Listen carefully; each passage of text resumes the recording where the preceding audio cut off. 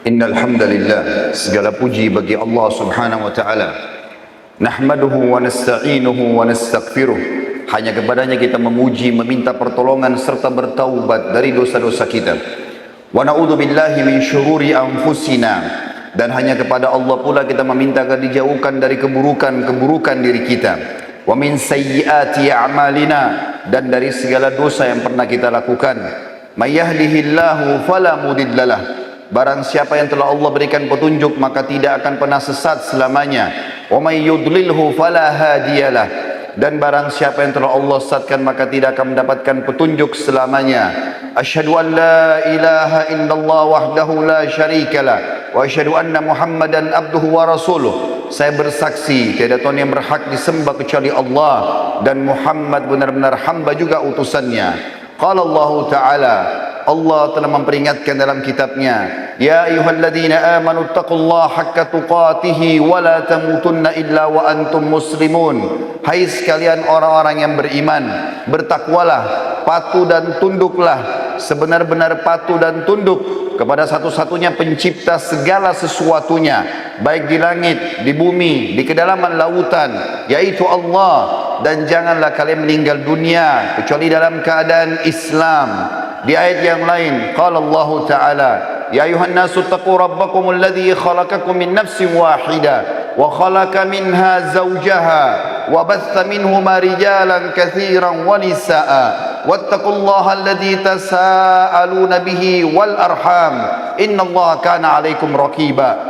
Hai sekalian manusia, sekali lagi bertakwalah, hanya patuh dan tunduklah kepada Allah yang telah menciptakan kalian dari jiwa yang satu, yaitu Adam alaihissalam, dan telah menciptakan dari jiwa yang satu istrinya Hawa alaihissalam, dan telah banyak memberikan keturunan laki-laki juga perempuan dari keduanya. Sekali lagi bertakwalah, hanya patuh dan tunduklah kepada Allah, dan jagalah hubungan silaturahim. Sesungguhnya Allah senantiasa mengawasi kalian. Di ayat yang ketiga, qala Allah Ta'ala, ya ayyuhalladzina amanu taqullaha wa qulu qawlan sadida yuslih lakum a'malakum wa yaghfir lakum dhunubakum wa may yuti'illaha wa rasulahu faqad faza fawzan 'azima. Hai sekalian orang-orang yang beriman, sekali lagi bertakwalah, hanya patuh dan tunduklah kepada Allah dan ucapkan kalimat yang benar. Niscaya Dia akan memperbaiki amal-amal perbuatan kalian, mengampuni dosa-dosa kalian. Barang siapa yang mentaati Allah dan Rasulnya, maka dia telah mendapatkan kemenangan yang besar. Amma ba'd, fa inna asdaqal hadits kitabullah. Kita semua tahu rujukan terbaik umat Islam dalam segala lini kehidupan mereka adalah kitabullah, Al-Quran. Wa khair hadyu Muhammadin sallallahu alaihi wasallam. Dan sebaik-baik petunjuk setelah Al-Quran adalah petunjuk Nabi besar Muhammad sallallahu alaihi wasallam. Wa syarrul umuri muhdatsatuha, dan seburuk-buruk perbuatan yang tidak punya rujukan dari wahyu Al-Quran dan sunnah. Fa inna kulla muhdatsin bid'ah. Ibadah-ibadah yang tidak punya rujukan dikenal dengan perbuatan dalam agama. Wa nabidatin dhalalah. Perbuatan tersebut bisa membawa pelakunya pada kekeliruan, dan finnar kedua akan membawa pelakunya ke dalam api neraka.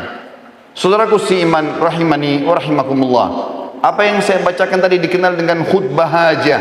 Nabi kita Muhammad sallallahu alaihi wasallam tidak pernah memiliki momen kesempatan untuk khutbah Jumat, khutbah Id, di musim haji, ingin mengirim pasukan atau apa saja, kecuali beliau selalu membuka ceramahnya dan khutbahnya dengan khutbah hajah, mengingatkan kaum muslimin tentang pentingnya bertakwa, tunduk kepada Allah dengan 3 ayat tadi yang sudah saya bacakan, dan juga mengingatkan agar kaum muslimin dalam ibadah fokus kembali kepada wahyu Allah, Al-Quran dan sunnah Nabi alaihi salatu wassalam.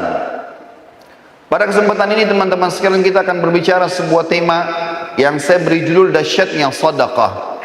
Mungkin banyak orang menganggap remeh sedekahnya, karena terbukti setiap kali celengan masjid lewat di depannya, atau ada orang miskin yang sedang minta di depan matanya, atau ada kerabat yang sedang butuh bantuan, atau apa saja momen yang dia hadapi dalam hidupnya yang membutuhkan mengeluarkan sesuatu dari harta yang sedang Allah amanahkan, selalu muncul kebimbangan dan keraguan. Bahkan seringkali tidak mengeluarkan sama sekali. Kalaupun dia mengeluarkan dengan jumlah yang sangat sedikit. Pada kesempatan ini kita akan coba membongkar dan mengubah semua persepsi negatif tentang masalah sedekah. Seakan-akan harta seorang hamba berkurang karena sedekah. Ketahuilah saudaraku seiman, sedekah adalah sebuah hal yang luar biasa yang telah disiapkan oleh Allah Subhanahu wa taala justru untuk memberkahi harta yang ada, memperbanyak, mendatangkan keturunan, membahagiakan dalam rumah tangga, membuka semua pintu-pintu langit sehingga banyak sekali hal-hal yang akan kita dapatkan. Sebagaimana kita mulai khutbah ini dengan statement para sahabat dan tabi'in. Umar bin Khattab radhiyallahu anhu berkata, sesungguhnya amal itu saling berbangga diri satu sama yang lain. Sementara sedekah akan berkata dengan amal-amal yang lain, sayalah yang paling baik di antara kalian. Abdul Aziz bin Umair rahimahullah berkata, salat itu akan menyampaikan dirimu setengah perjalanan. Puasa akan menyampaikan dirimu kepada pintu sang Raja Allah. Sedangkan sedekah akan menyampaikan dirimu ke hadapan sang pencipta Allah. Ibnu Abi Ja'ad berkata rahimahullah, sesungguhnya sedekah itu benar-benar menutup atau menghilangkan 70 pintu keburukan dan cobaan dalam kehidupan. Yahya bin Mu'ad rahimahullah juga berkata, tidaklah saya mengetahui suatu biji yang mengimbangi gunung dunia ini seperti amal sedekah. Asy-Syu'bi rahimahullah berkata, barang siapa yang tidak memperlihatkan bahwasanya dirinya butuh kepada ganjaran sedekah daripada seorang fakir yang sedang butuh menerima sedekah itu, maka sama saja dia sudah membinasakan dirinya sendiri. Al-Laits ibn Sa'ad rahimahullah berkata, barang siapa telah mengambil dariku suatu sedekah atau hadiah, maka hak dirinya atas diriku adalah lebih besar daripada hak diriku atas dirinya, karena dia telah menerima apa yang telah aku korbankan kepada Allah. Al-Fudail bin Iyad merincikan perkataan Laits sambil berkata rahimahullah, dia mengatakan mereka membawa orang-orang yang meminta sedekah dan sudah kami berikan, mereka membawa perbekalan-perbekalan kami menuju ke akhirat tanpa upah sedikit pun, hingga mereka meletakkan sedekah kami di timbangan sang pencipta Allah. Ali bin Abi Thalib radhiyallahu anhu berkata, barang siapa yang telah diberikan suatu harta oleh Allah, maka hendaklah ia menyambung kekerabatan dengannya, memperindah jamuan untuk tamu-tamu Allah, menolong seseorang yang membutuhkan dan meminta, membebaskan tawanan, membantu ibnu sabil atau orang terputus jalan, orang-orang fakir miskin di hadapannya, para mujahidin, dan dia bersabar terhadap musibah yang menimpa hartanya, karena dengan perkara-perkara itulah dia akan memperoleh kemuliaan dunia dan juga akhirat.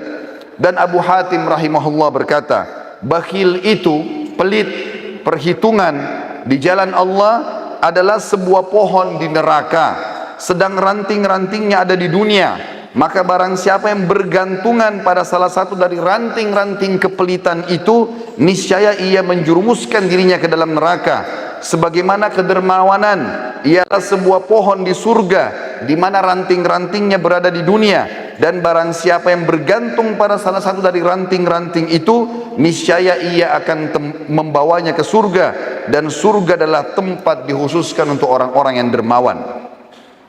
Ada 9 manfaat paling tidak saudaraku seiman yang bisa kita dapatkan dari sedekah. Yang pertama, sedekah itu akan mensucikan jiwa, akan membuat jiwa ini jadi bersih, jadi baik. Kalau hati keras, banyak malas berbuat ibadah dan malah terbuka pintu maksiat, maka sedekah salah satu pintu utama untuk mensucikan jiwa. Sebagaimana Allah sebutkan dalam surah At-Taubah ayat 103, A'udzu billahi minasyaitonir rajim.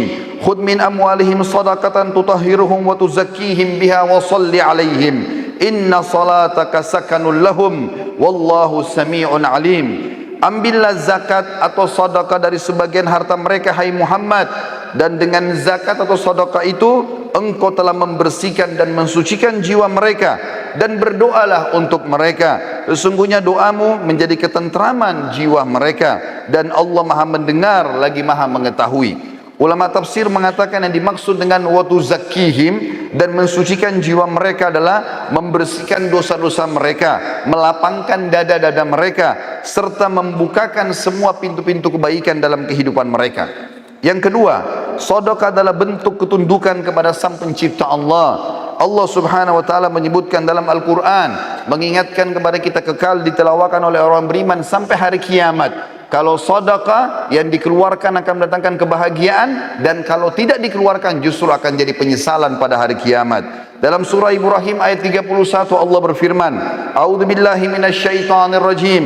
Qul li ibadiyalladzina amanu yuqimus salata wa yunfiqu mimma razaqnahum sirran wa alaniyatan min qabli an ya'tiya yaumun la bay'un fihi wala khilal. Al-ayah. Katakanlah kepada hamba-hambaku, hai Muhammad yang telah beriman, hendaklah mereka mendirikan solat dan menafkahkan sebagian rezeki yang kami berikan kepada mereka, baik secara sembunyi-sembunyi atau terang-terangan, sebelum datang hari kiamat, di mana pada hari itu tidak ada lagi jual beli dan tidak ada lagi persahabatan. Juga dalam surah Al-Baqarah ayat 254 Allah berfirman, A'udzubillahi minasyaitonir rajim. Ya ayyuhalladzina amanu anfiqu mimma razaqnakum min qabli an ya'tiya yaumun la bay'un fihi wala khullatun wala syafa'ah wal kafiruna humudz zalimun. Hai orang-orang yang beriman, yang sudah merasa memiliki iman kepada Allah, Allah memanggil kita semua. Belanjakanlah di jalan Allah sebagian dari rezeki yang telah kami berikan kepada kalian sebelum datang hari yang mana pada hari itu tidak ada lagi jual beli, tidak ada lagi pertolongan, dan orang-orang kafir adalah orang-orang yang zalim. Yang ketiga, seorang mukmin akan terlindungi pada hari kiamat dengan sedekahnya. Dikatakan dalam sebuah hadis dari Uqbah bin Amir radhiyallahu anhu, beliau berkata, saya mendengarkan Rasulullah sallallahu alaihi wasallam bersabda, kullu imri'in fi dhilli sadaqatihi hatta yufsala bainan nas atau qala hatta yuhkama bainan nas. Dan hadis ini disebutkan Ibnu Khuzaimah dan dikatakan sanadnya sahih berdasarkan syarat Muslim, yang artinya adalah setiap orang nanti pada hari kiamat akan dilindungi oleh sedekahnya, di mana Allah subhanahu wa ta'ala sedang ditunggu untuk mengadili para hamba-hamba, atau kata Nabi SAW, hingga Allah memutuskan di antara manusia. Abul Khair, salah satu perawi hadis ini, setelah membaca dan menghafalnya, maka dia dikatakan oleh para orang di sekitarnya, tidak pernah lewat satu hari pun kecuali dia langsung bersedekah, walaupun hanya dengan sepotong kue atau sebutir bawang saja.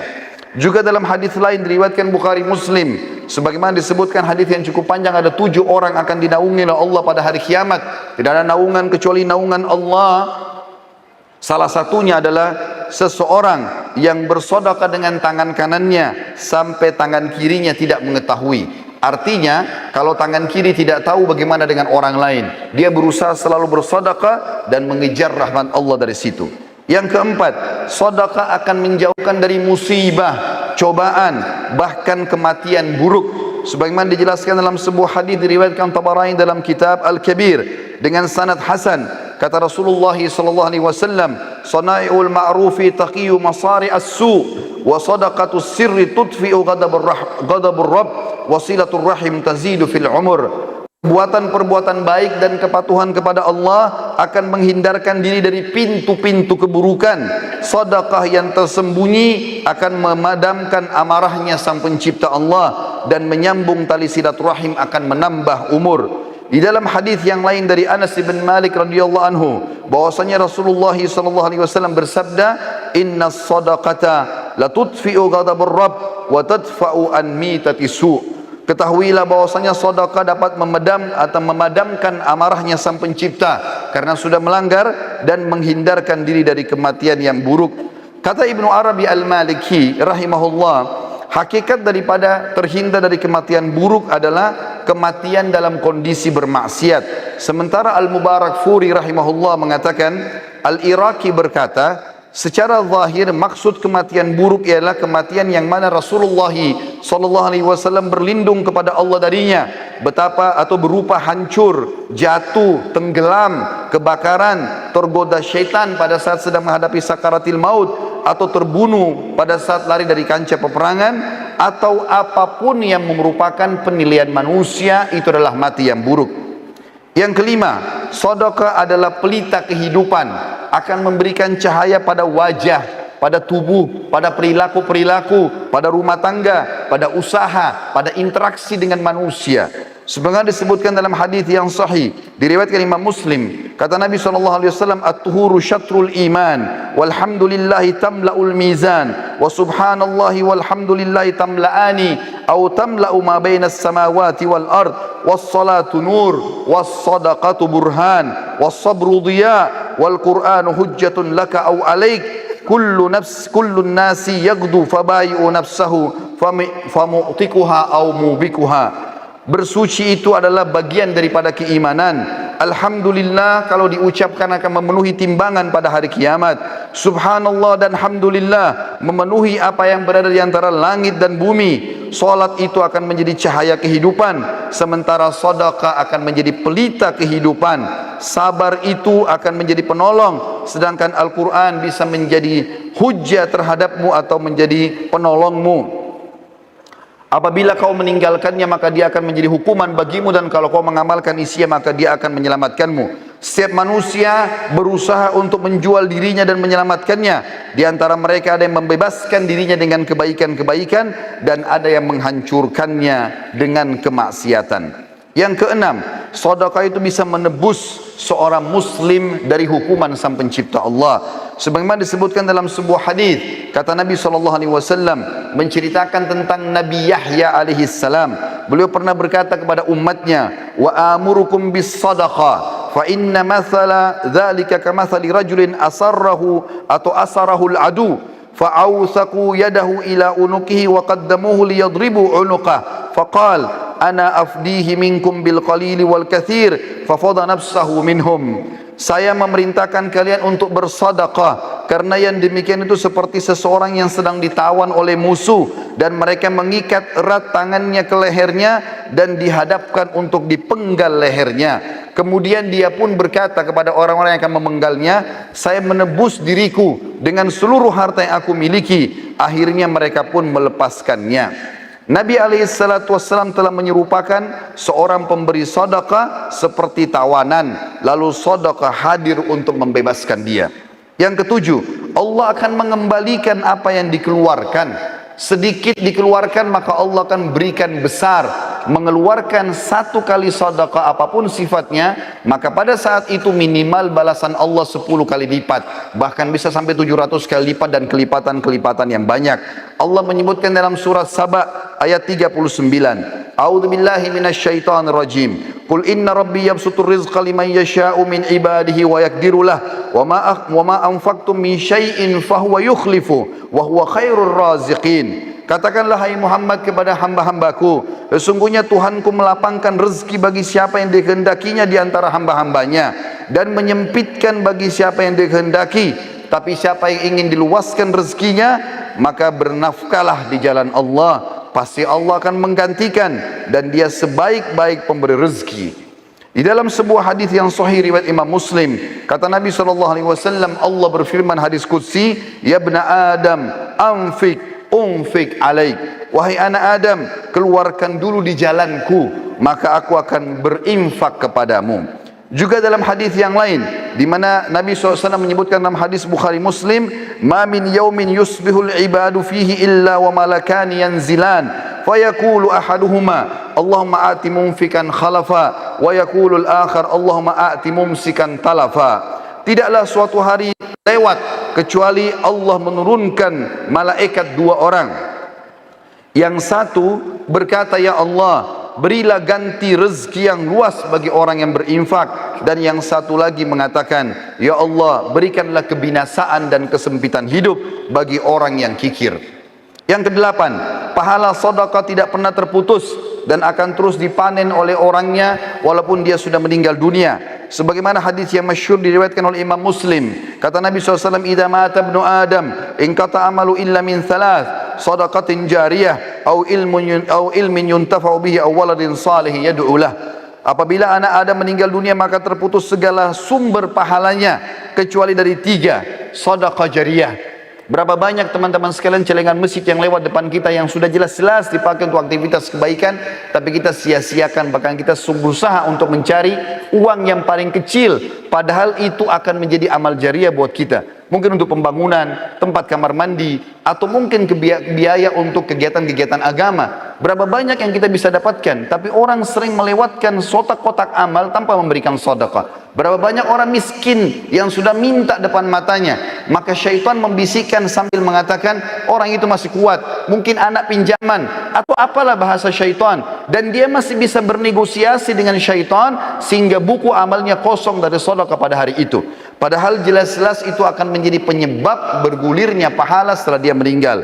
Atau ilmu yang bermanfaat, kata Nabi SAW, atau anak saleh yang mendoakan dia. Dan yang terakhir, saudaraku seiman, yang ke-9 adalah sedekah akan menghapuskan dosa-dosa.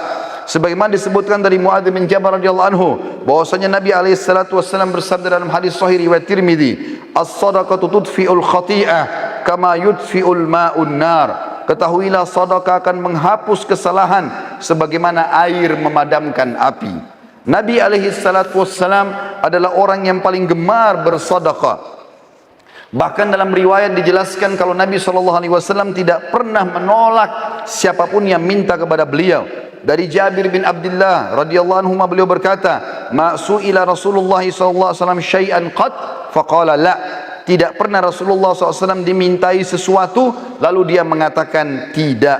Juga dari Anas bin Malik beliau berkata, "Masu'ila Rasulullah sallallahu alaihi wasallam 'alal islami syai'an illa a'tah, wa laqad ja'ahu rajulun fa'atahu ghanaman baina jabalaini, faraja ila qaumi faqala ya qaum aslimu fa inna Muhammadan yu'ti ata'an la yakhshal faqr." Tidaklah Rasulullah SAW dimintai sesuatu kecuali pasti beliau selalu memberi.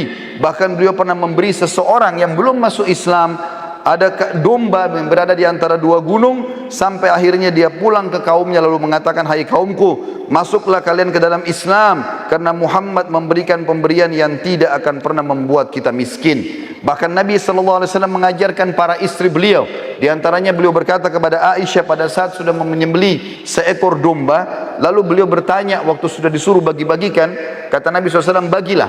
Maka Nabi SAW balik setelah itu bertanya kepada Aisyah, "Ma baqiya minha?" Apa yang tersisa darinya hai Aisyah? Qalat, maka Aisyah berkata radhiyallahu anha, "Ma baqiya minha illa katifuha." Tidak tersisa lagi ya Rasulullah kecuali bagian lengannya saja, dan itu pun saya siapkan untuk Anda. Maka kata Nabi SAW, "Baqiya kulluha ghaira katifiha." Ketahuilah bahwasanya tersisa semuanya, justru yang tertinggal hanyalah lengannya saja atau pundaknya saja. Artinya yang kamu sudah sedekahkan, justru itu yang terbaik yang kita panen pahalanya pada hari kiamat, dan itu yang kekal, sementara yang tertinggal kita makan akan habis dengan itu.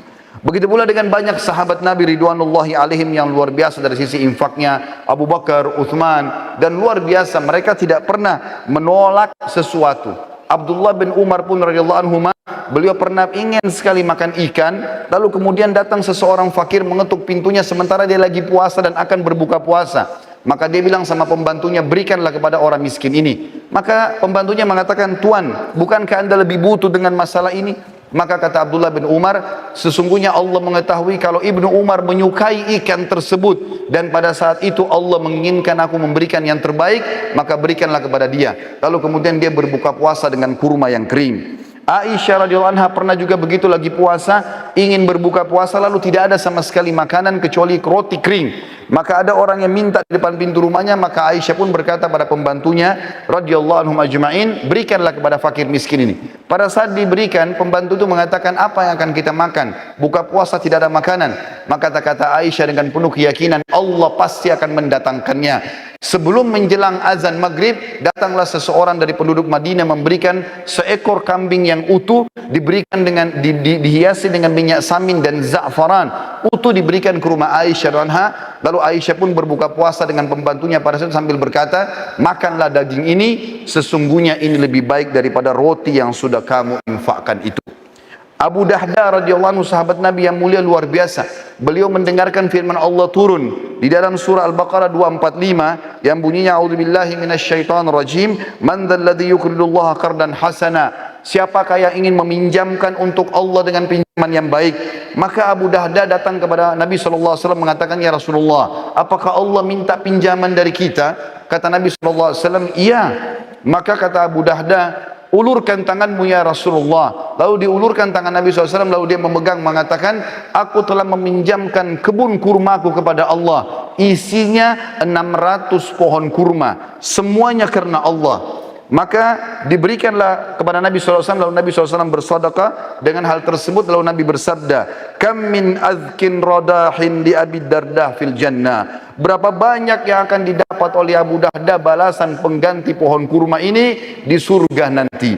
Terus Nabi SAW ulangi sampai banyak di antara sahabat yang menangis melihat sedekah tersebut. Abu Talha radhiyallahu anhu juga bersedekah dengan luar biasa. Beliau punya sebuah kebun kurma namanya Bayruha. Itu luar biasa indahnya dan ada mata air yang dingin di situ. Nabi SAW suka minum dari situ setiap harinya. Maka dia pun berkata, ya Rasulullah, aku telah membaca firman Allah dalam surah Al-Imran ayat 92 yang bunyinya, a'udzubillahi minasyaitonirrajim, lan tanalu birra hatta tunfiqu mimma tuhibbun wa ma tunfiqu min syai'in fa innallaha bihi alim. Kamu sekali-kali tidak akan pernah merasakan kesempurnaan dalam balasan pahala kebaikan sampai kalian menginfakkan yang terbaik yang kalian miliki, dan sungguhnya apapun yang kalian infakkan Allah Maha mengetahui. Maka dia pun berkata, sesungguhnya harta yang paling aku cintai adalah perkebunan kurma Bayruha, dan aku ingin menginfakkannya di jalan Allah. Maka Nabi SAW mengatakan, bakhin dzalika malur ribh, dzalika malur rabih. Waqad sami'tu ma qultu wa inni ara an taj'alha fil aqrabin. Faqala Abu Talha af'al dzalika ya Rasulullah. Artinya, sungguh keberuntungan kau hai Abu Talha, sungguh keberuntungan, hartamu ini menguntungkan sekali, dan aku telah mendengar kau menginfakkan di jalan Allah, dan aku memerintahkan kamu untuk memberikan kepada sanak kerabatmu terdekat. Abu Talha pun mengatakan iya. Sebagai penutup teman-teman sekalian, saya minta waktu sekitar 2-3 menit. Saya akan menyampaikan beberapa kisah berhubungan dengan pentingnya sedekah, dan ternyata dia bisa menyembuhkan banyak penyakit. Di antaranya disebutkan bahwasanya, atau beranjak daripada hadis Nabi SAW, dengarlah saudaraku seiman yang masih punya penyakit kronis, yang sudah bertahun-tahun tidak sembuh penyakitnya, yang punya masalah tidak selesai-selesai, ribut dalam rumah tangga, anaknya sakit, pekerjaannya tidak berkembang, apa saja. Sabda Nabi SAW yang masyhur dalam hadis sahih riwayat Al-Baihaqi, dawu mardakum bis sadaqah wa hassinu amwalakum biz zakah wa iddu lil bala'i du'a. Obatilah orang-orang yang sakit di antara kalian dengan sedekah, bentengilah harta kalian dengan zakat, dan siapkanlah untuk menghadapi musibah dengan doa-doa.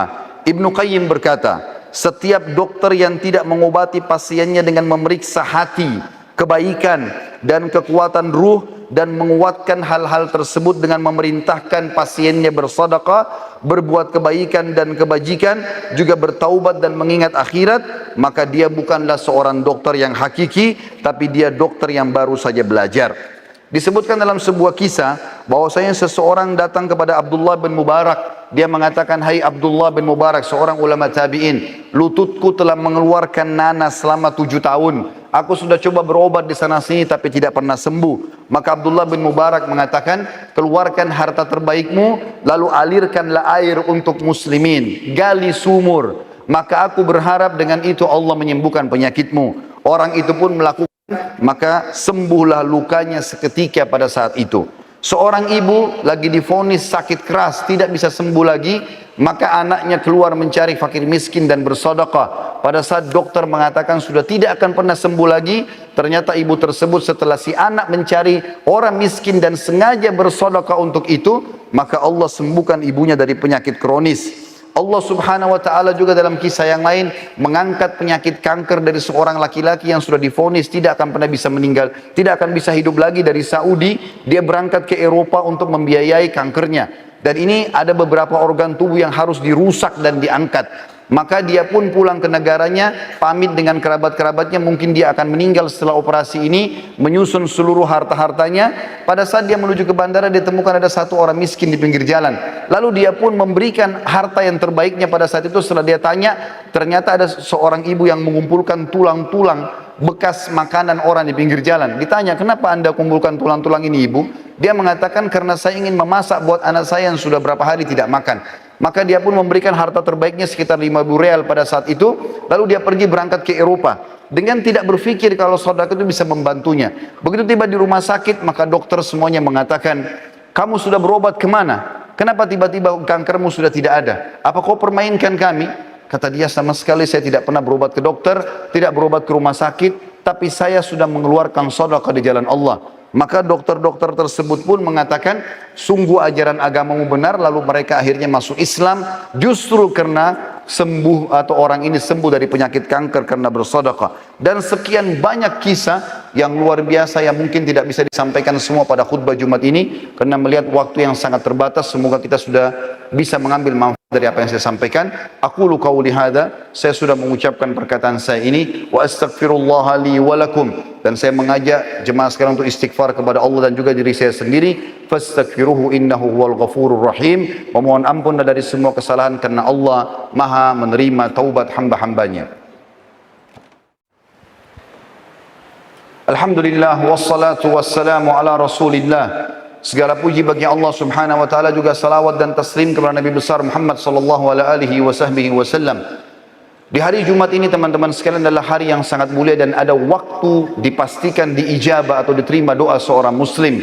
Ada dua riwayat. Riwayat yang pertama diriwayatkan oleh Imam Nasai, kata Nabi sallallahu alaihi wasallam, tidak ada seorang muslim yang berdoa di hari Jumat kecuali diijabah, dan kejarlah itu antara asar sampai menjelang terbenam matahari. Dan dalam riwayat yang lain, riwayat Imam Muslim, kata Nabi SAW, waktu mustajab di hari Jumat adalah pada saat khatib duduk di antara khutbah kedua dan sampai diiqamahkan solat. Makanya semua khatib yang faham ini pasti akan berdoa di khutbah keduanya. Marilah kita hadirkan hati dan fikiran kita untuk berdoa kepada Sang Pencipta Allah. Semoga saja Dia mengijabah doa kita. Alhamdulillahi Rabbil Alamin. Kami memujimu ya Allah sebagaimana layak Kau dipuji sebagai pencipta. Kami memujimu sampai Engkau ridho terhadap pujian kami. Kami tidak hadir di sini kecuali karena ingin mengerjakan perintah yang sedang Engkau perintahkan kepada kami. Maka ikhlaskanlah niat kami. Dan kami juga mengucapkan salam hormat kami penuh dengan cinta dan rindu kepada utusanmu dan juga kekasih kami Nabi besar Muhammad sallallahu alaihi wasallam, sebagaimana Engkau mengucapkan salam hormat kepadanya bersama dengan malaikatmu. Ya Allah, ampunilah kami, kedua orang tua kami, seluruh kerabat kami, seluruh kenalan-kenalan kami, dan muslimin juga muslimat, mukminin dan mukminat yang hidup dan juga yang sudah meninggal. Kami sangat fakir terhadap rahmat-Mu ya Allah. Kami berharap rahmat-Mu yang sangat luas, yang telah mengalahkan murkah-Mu, Engkau timpahkan kepada kami sepenuhnya. Berikanlah kami pahala dan juga balasan yang paling lengkap dari rahmat-Mu ya Allah. Ya Allah, tolonglah saudara-saudara kami di Palestina, di Syria, di Yaman, di Irak, di Myanmar, di Ahsa, dimanapun mereka berada sedang tertindas.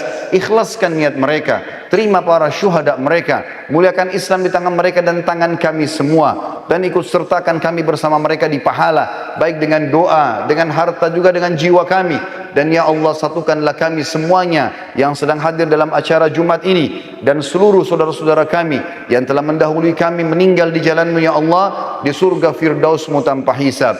Rabbana atina fid dunya hasanah wa fil akhirati hasanatan wa qina adzabannar wa adkhilnal jannata ma'al abrar ya aziz ya ghaffar ya rabbal alamin. Wa sallallahu nabiyana Muhammadin walhamdulillahi rabbil alamin. Inna Allah ya'muru bil adli wal ihsan. Ketahuilah saudaraku seiman, Allah selalu menyuruh kita berbuat kebaikan dan keadilan. Wa yanha 'anil fahsya'i wal munkari wal baghi. Dan Allah larang perbuatan keji, maksiat dan kemungkaran. Ya'idzukum la'allakum tadhakkarun. Itulah peringatan dari Allah, jadikanlah sebagai pegangan hidup kalian. Fadhkurullahal 'azima yadhkurkum. Ingatlah selalu kepada Allah dan patuh kepadanya, Dia akan ingat kepada kalian. Washkuruhu ala ni'ami yazidkum. Syukurilah nikmatnya, Dia pasti akan tambah. Wala dzikrullahi akbar. Mengingat dan patuh kepada Allah adalah amal yang paling besar. Wa aqimis shalah, dan dirikanlah salat.